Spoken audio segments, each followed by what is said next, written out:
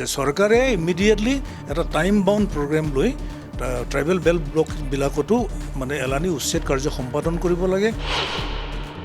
এইটো double standard মানে game খেলাৰ দৰে হৈছে। এফালেদি কৈছে যে এইখিনি প্ৰটেক্টেড হ'ব লাগে, আনফালেদি কৈছে যে সকলোৰে কাৰণে এইটো ফ্ৰী কৰি দিব লাগে। Double standard. এটা কচুতলিত এবাৰ উচ্ছেদ হৈ গ'ল, কিন্তু বাকী কোনো এটা ট্ৰাইবেল বেল্ট ব্লকত চৰকাৰে আজিলৈকে এভিকশ্যনৰ কাৰণে কোনো পদক্ষেপ গ্ৰহণ কৰা নাই। বিজেপিৰ অসম ৰাজ্যিক সভাপতি ডাঙৰীয়াৰ তেওঁৰ যিটো উক্তি, সেই উক্তিটো মানে সম্পূৰ্ণৰূপে জনজাতি বিৰোধী। গতিকে তেওঁ ভৱিষ্যতে হয়তো সেইটো কৰিবও পাৰে তেওঁলোক ক্ষমতাত আহিলে।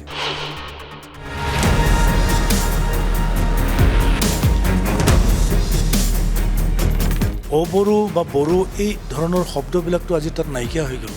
ট্ৰাইবেল নন ট্ৰাইবেল ইছ্যু এইবিলাক আজিকালি নাইকিয়া হৈ গ'ল। চব সমিলমিলেৰে একেলগে বসবাস কৰি আছে, সকলোৰে সম উন্নয়ন হৈছে, সম অধিকাৰ তাত স্থাপন হৈ গৈছে। তেনে ক্ষেত্ৰত তাত যাতে সৰ্বভাৰতীয় ৰাজনৈতিক দলসমূহে গৈ পুনৰ বিভাজন নকৰে।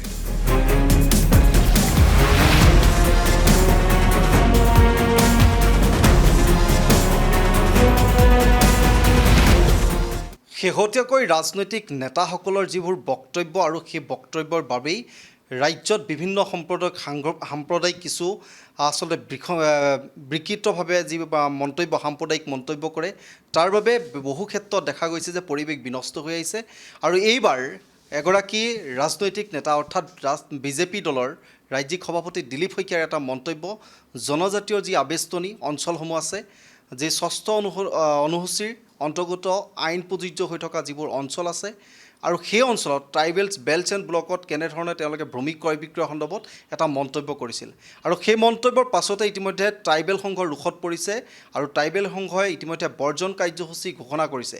যেতিয়ালৈকে দিলীপ শইকীয়াই ৰাজহুৱাভাৱে এই যিটো বক্তব্য কৰিছিল, যিটো বক্তব্যৰ বাবে ইতিমধ্যে ট্ৰাইবেল সংঘ ইতিমধ্যে ক্ষোভিত হৈ পৰিছে, আৰু তেওঁলোকে সেই ৰাজহুৱা বক্তব্য যেতিয়ালৈকে উঠাই নলয় তেতিয়ালৈকে দিলীপ শইকীয়াক ইতিমধ্যে বৰ্জন কাৰ্যসূচী ঘোষণা কৰিছে। আৰু ট্ৰাইবেল সংঘই ইতিমধ্যে আচলতে জনজাতীয় আবেষ্টনী অঞ্চলসমূহৰ যিবোৰ ভূমি ক্ৰয় বিক্ৰয়ৰ সন্দৰ্ভত যিখন কঠোৰ আইন আছে, আৰু সেই আইনৰ বিপৰীতে গৈ আচলতে কেনেধৰণে এনে মন্তব্য কৰিছে তাক লৈ ক্ষোভিত হৈছে ট্ৰাইবেল বেল্ট এণ্ড ব্লকৰ যিগৰাকী ট্ৰাইবেল সংঘৰ সম্পাদক প্ৰধানগৰাকী আছে, আদিত্য খাকলি ডাঙৰীয়া আছে। মই কিছু কথা পাতিবলৈ চেষ্টা কৰিম। যিহেতু শেহতীয়াকৈ BTC নিৰ্বাচন আৰু নিৰ্বাচনী প্ৰচাৰ অভিযানত এটা মন্তব্য ইতিমধ্যে যিটো জনজাতীয় আবেষ্টনী অঞ্চলৰ ভূমি ক্ৰয় বিক্ৰয় সন্দৰ্ভত ৰাজ্যিক সভাপতি দিলীপ শইকীয়াই এটা মন্তব্য কৰিছে, আৰু মন্তব্যক লৈ আপোনালোকে প্ৰতিক্ৰিয়া দিছে। গোটেই কথাখিনি কেনেধৰণে আছে? হয়, অসম ৰাজ্যিক বিজেপিৰ সভাপতি দিলীপ শইকীয়া ডাঙৰীয়াই এটা অদ্ভুত মন্তব্য কৰিছে, এটা বিৰূপ মন্তব্য কৰিছে, কনষ্টিটিউশ্যনৰ বিৰোধী মন্তব্য কৰিছে। ভাৰতৰ সংবিধানত লিপিবদ্ধ আৰ্টিকল 244(2) আৰু আৰ্টিকল 275(1)ৰ অধীনত যি মানে ত্ৰিপুৰা, মিজোৰাম আৰু মেঘালয়ৰ লগতে অসমৰ দুখনকৈ জিলা কাৰ্বি আংলং আৰু NC হিলছক 51তে 6 শিডিউলত অন্তৰ্ভুক্ত কৰিছিল, 6ষ্ঠ অনুসূচীৰ স্বায়ত্তশাসন প্ৰদান কৰিছিল। শেহতীয়াকৈ সংশোধিত ৰূপত 2003 চনত BTC অৰ্থাৎ বড়ো ভূমিটো ইনক্লুড কৰিছে 6 শিডিউলত। তো এই 6 শিডিউলৰ কিছুমান স্পেচিয়েল প্ৰভিজন আছে, যি প্ৰভিজনত ইয়াতে ডিষ্ট্ৰিক্ট কাউন্সিল হয়, ৰিজনেল কাউন্সিল হয়, আৰু সেই কাউন্সিলৰ নিজা গভৰ্ণমেণ্ট থাকে, তেওঁলোকৰ মানে ফৰ্মেলি ইলেকশ্যন হয়, আৰু তেওঁলোকৰ অৰ্থনৈতিক বিকাশৰ কাৰণে, শৈক্ষিক বিকাশৰ কাৰণে, সামাজিক বিকাশৰ কাৰণে আৰু ৰাজনৈতিক অধিকাৰ তেওঁলোকক ইয়াৰ জৰিয়তে 6ষ্ঠ অনুসূচীৰ জৰিয়তে প্ৰদান কৰা হয়। তো এই যিটো প্ৰভিজন, সেই প্ৰভিজনবিলাক যদি নাইকিয়া হৈ যায় তেতিয়াহ'লে সেই 6 শিডিউল অটনমিবিলাক দুৰ্বল হৈ পৰিব। আজি দিলীপ শইকীয়া ডাঙৰীয়াই 2 আগষ্ট তাৰিখে যিটো কথা ক'লে যে তেওঁলোক ক্ষমতালৈ আহিলে 6 শিডিউলৰ প্ৰভিজনবিলাক শিথিল কৰিব, আৰু এমেণ্ডমেণ্ট কৰি হ'লেও বাহিৰৰ কোনোবা ব্যক্তিসকলেও মানে BTRত গৈ বা ডিফুত গৈ, কাৰ্বি আংলঙত গৈ ভূমি ক্ৰয় বিক্ৰয় কৰিব পৰা ক্ষমতা প্ৰদান কৰিব বুলি যিটো কথা কৈছে, এইটো টোটেলি এগেইনষ্ট কনষ্টিটিউশ্যন আৰু against the tribal people of Assam. এইটো আমি কৰিছোঁ, গৰিহণা দিছোঁ, আৰু তেখেতে এই বক্তব্যটো উঠাই নোলোৱা পৰ্যন্ত তেখেতৰ ওপৰত আমি বৰ্জন, মানে জনজাতি এলেকাত বৰ্জন কৰিবৰ কাৰণে আমি ট্ৰাইবেল ৰাইজক আমি আহ্বান জনাইছোঁ আৰু আমি আশা ৰাখিছোঁ তেওঁ অতি শীঘ্ৰে এইটো তেওঁ ৰাজহুৱাভাৱে উঠাই ল'ব আৰু ভৱিষ্যতে 6 শিডিউল বিৰোধী আৰু ট্ৰাইবেল বেল্ট ব্লক বিৰোধী যাতে কোনো ধৰণৰ মন্তব্য নকৰে বা এই ইছ্যুটোত হাত নিদিয়ে।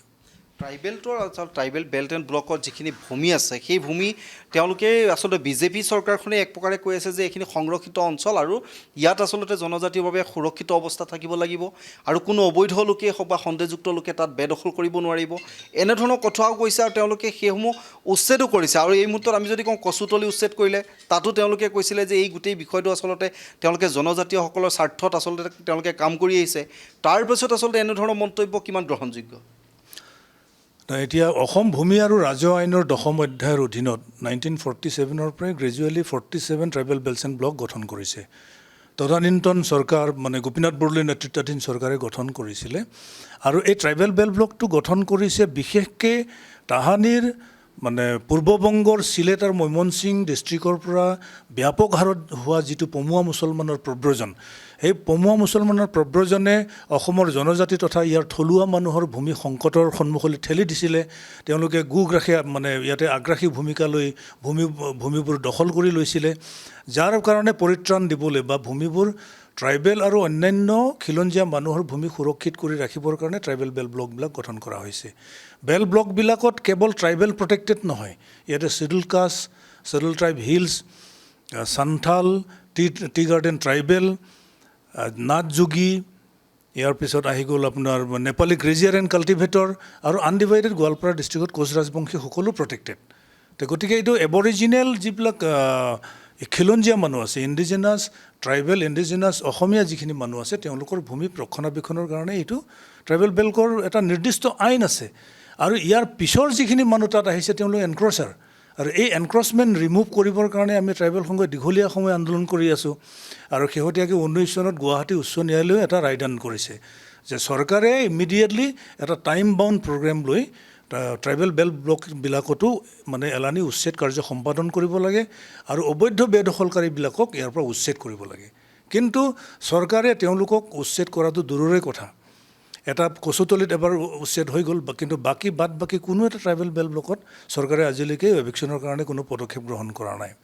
গতিকে আমি দাবী জনাইছোঁ চৰকাৰক যে এলানি এতিয়া যেনেকৈ ফৰেষ্ট বা গভৰ্ণমেণ্ট লেণ্ড PGR-VGRত যেনেকৈ এভিকশ্যন ড্ৰাইভ কৰি আছে, ঠিক একে লাইনত ট্ৰাইবেল বেল্ট ব্লকবিলাকতো এভিকশ্যন ড্ৰাইভটো ষ্টাৰ্ট কৰিব লাগে। ইতিমধ্যে মুখ্যমন্ত্ৰীয়ে যদি কয় ট্ৰাইবেল বেল্ট এণ্ড ব্লকৰ ভূমি সংৰক্ষিত হ'ব লাগে, জনজাতীয় লোকৰ বাবে সুৰক্ষিত হ'ব লাগে, আকৌ এইফালে যদি দিলীপ শইকীয়াৰ মন্তব্যটো চাওঁ, তেওঁক আচলতে জনজাতিসকলৰ বিপৰীতে গৈ তেওঁ মন্তব্য কৰিছে। আচলতে বিজেপিৰ এটা কথা চলি থাকে যে বিজেপিৰ দুমুখীয়া এটা স্থিতি, আচলতে এইখন দুমুখীয়া স্থিতিতে আচলতে প্ৰতিফলিত হৈছে নেকি? এইটো ডাবল ষ্টেণ্ডাৰ্ড মানে গেম খেলাৰ দৰে হৈছে। এফালেদি কৈছে যে এইখিনি প্ৰটেক্টেড হ'ব লাগে, আনফালেদি কৈছে যে সকলোৰে কাৰণে এইটো ফ্ৰী কৰি দিব লাগে। এইটো ডাবল ষ্টেণ্ডাৰ্ড। তো গতিকে আমি ষ্টেট প্ৰেচিডেণ্ট বিজেপিৰ অসম ৰাজ্যিক সভাপতি ডাঙৰীয়াৰ তেওঁৰ যিটো উক্তি, সেই উক্তিটো মানে সম্পূৰ্ণৰূপে জনজাতি বিৰোধী। গতিকে তেওঁ ভৱিষ্যতে হয়তো সেইটো কৰিবও পাৰে, তেওঁলোক ক্ষমতাত আহিলে 6 শিডিউল তেওঁলোকে এমেণ্ড কৰি আকৌ দুৰ্বল কৰি পেলাব, তেতিয়া সেই 6 শিডিউলৰ কোনো অৰ্থই নাথাকিব। ট্ৰাইবেল বেল্ট ব্লকৰ ভূমিও সকলোৰে কাৰণে যদি অ'পেন কৰি দিয়ে, তেতিয়াহ'লে ট্ৰাইবেল বেল্ট ব্লক গঠন কৰাৰ উদ্দেশ্যটো কেতিয়াও সফল নহ'ব। গতিকে আমি তেওঁ আহ্বান জনাইছোঁ সেই উক্তিটো তেওঁ যাতে উঠাই লয়। ইতিমধ্যে BTC নিৰ্বাচনী যি প্ৰচাৰ চলি আছে, নিৰ্বাচনী প্ৰচাৰ সভাসমূহতে আচলতে এনেধৰণৰ মন্তব্য কৰিছে। তাৰ বিপৰীতে দেখা গৈছে যে অবড়োসকলে কিন্তু এই দিলীপ শইকীয়াৰ মন্তব্যটোক লৈ সমৰ্থন কৰিছে। কিন্তু এই যিসকল অবড়োৱে সমৰ্থন কৰিছে বা BTC নিৰ্বাচনী প্ৰচাৰত অবড়ো ভোটাৰৰ আকৰ্ষণ আনিবলৈ কাৰণে বা ভোটাৰক বিজেপিৰ বিৰুদ্ধে আকৃষ্ট কৰিবৰ কাৰণে আচলতে এনে মন্তব্য কৰিছে নেকি? BTR অঞ্চলটো দীঘলীয়া সময় ব্লাডশ্বেড হ'ল, দীঘলীয়া বড়ো সংগ্ৰামৰ ফলত তাত বহু ধৰণৰ ঘটনা সংঘটিত হৈ গ'ল। কিন্তু যোৱা 2020 চনৰ 27 জানুৱাৰী তাৰিখত যি পিচ একৰ্ড হ'ল, শান্তি চুক্তি হ'ল, সেই শান্তি চুক্তিৰ পিছত আজি প্ৰায় 5 বছৰ UPPL দলে শাসন কৰিছে। আমি বাহিৰৰ লোক হিচাপে আমিও প্ৰত্যক্ষ কৰিছোঁ যে তাত শান্তি বিৰাজ কৰিছে সঁচা অৰ্থত, আৰু সকলো শ্ৰেণীৰ মানুহে সমিল মিলেৰে বসবাস কৰিবলৈ আৰম্ভ কৰিছে আৰু তাত সঁচা অৰ্থত শান্তি প্ৰতিষ্ঠা হৈ গৈছে, উন্নয়ন হৈছে। এই সময়ত আমি ভাবোঁ যে বাহিৰৰ পৰা গৈ তাত আৰু অশান্তিৰ সৃষ্টি কৰিব নালাগে। সেই ৰাষ্ট্ৰীয় দলেই হওক বা আঞ্চলিক দলেই হওক, সকলোৱে যাতে এটা তাৰ যিটো আজিৰ তাৰিখৰ যিটো সমন্বয়, এই সমন্বয়টো যাতে বিঘ্নিত নহয়। অবড়ো বা বড়ো এই ধৰণৰ শব্দবিলাকতো আজি তাত নাইকিয়া হৈ গ'ল। ট্ৰাইবেল নন ট্ৰাইবেল ইছ্যু এইবিলাক আজিকালি নাইকিয়া হৈ গ'ল। চব সমিল মিলেৰে একেলগে বসবাস কৰি আছে, সকলোৰে সম উন্নয়ন হৈছে, সম অধিকাৰ তাত স্থাপন হৈ গৈছে। তেনে ক্ষেত্ৰত তাত যাতে সৰ্বভাৰতীয় ৰাজনৈতিক দলসমূহে গৈ পুনৰ বিভাজন নকৰে, কেৱল ক্ষমতাৰ স্বাৰ্থত, হ্ৰস্বকালীন ক্ষমতা লাভৰ স্বাৰ্থত আজি সেই যে জোৰা লাগিল বড়ো অবড়ো বা ট্ৰাইবেল নন ট্ৰাইবেলৰ মাজত যি জোৰা লাগিছে, সেইটোত যাতে আকৌ ফাট নেমেলে। আৰু এনেকুৱা ধৰণৰ উক্তি যাতে কৰিব নালাগে যে তাত এতিয়া ইতিমধ্যে পিছ হৈ গৈছে, শান্তি প্ৰতিষ্ঠা হ'ল, আকৌ যাতে পৃথকতাবাদী ধ্যান ধাৰণাৰ ফালে মানুহখিনি যাতে গতি নকৰে, সেইটোলৈকে লক্ষ্য ৰাখি পলিটিকেল লিডাৰবিলাকে নিজৰ বক্তব্যবিলাক ৰাখিবলৈ আমি আহ্বান জনাইছোঁ। ৰাজহুৱাভাৱে এই বক্তব্য উঠাই ল'বলৈ নিৰ্দিষ্ট কিবা সময়সীমা আপোনালোকে দিব নেকি? আমি নিৰ্দিষ্ট সময়সীমা বান্ধি দিয়া নাই। আমি কৈছোঁ তেওঁৰ যিটো বিৰূপ মন্তব্য, সেই বিৰূপ মন্তব্যটো তাৎক্ষণিকভাৱে তেওঁ প্ৰত্যাহাৰ কৰিব লাগে আৰু তেওঁ ৰাজহুৱাভাৱে ঘোষণা কৰিব লাগে যে মই উঠাই লৈছোঁ, এনেকুৱা মই কোনো বেড ইণ্টেনশ্যন লৈ আমি কোৱা নাছিলোঁ। আৰু তেওঁ জানিব লাগে যে কনষ্টিটিউশ্যনৰ এটা দফা এমেণ্ড কৰাটো ইমান ইজি নহয়, ইমান সহজ নহয়। আৰু ইয়াৰ 6 চিডিউলেই হওক বা 5 চিডিউলেই হওক, এইটো ইমান ইজিলি এমেণ্ড কৰিব পৰা নাযায়।